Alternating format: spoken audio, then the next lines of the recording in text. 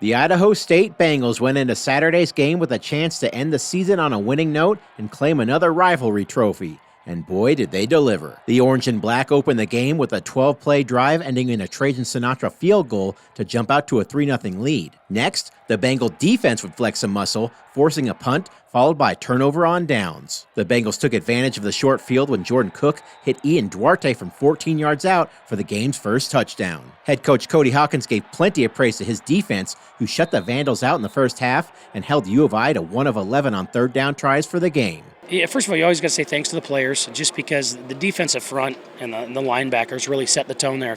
If people can't run the football on you, and then you can get exotic and do the fun stuff and rush the passer. And Coach Duff, his attitude, his humility, he's positive, he's confident, he's super capable.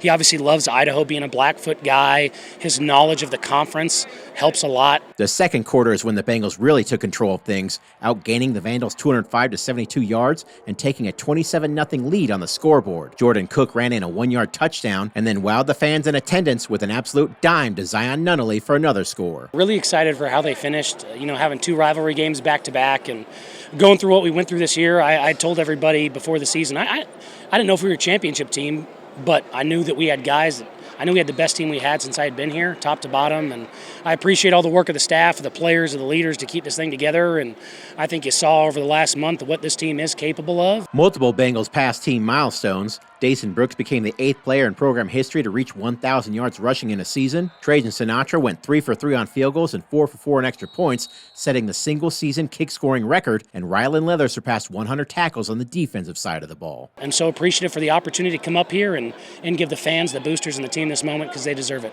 Now the task is going to be, how do we keep this momentum in recruiting and keeping the team together and keeping the staff together, and just to continue to try and attack the offseason with the confidence that we can play this kind of football down the stretch. The Vandals would finally find the end zone midway through the third quarter. The Bengals were not about to allow a comeback, though, as Jordan Cook and company drove 75 yards on 15 plays, ending with an exclamation mark from the leader of the Bengal offense, along with a message for the home crowd: V's down. I'm excited to have the potato trophy back in Pocatello, because it's a little weird that these guys were the fighting taters, because there's not a potato farm for about 8 hours from here. So I don't know how they got that. I even say, growing up in the Treasure Valley, people would ask me, hey, have you seen any potato farms from people from out of town? Like, guys, live in the Treasure Valley, you don't see any potatoes. Living up north, you don't see any potatoes. Now I live in Pocatello, I can't throw a rock without hitting one, there are potato farms everywhere, so it's in its rightful place. It also has a nice orange hue to it, with the stain on that wood, so I think it'll match up well.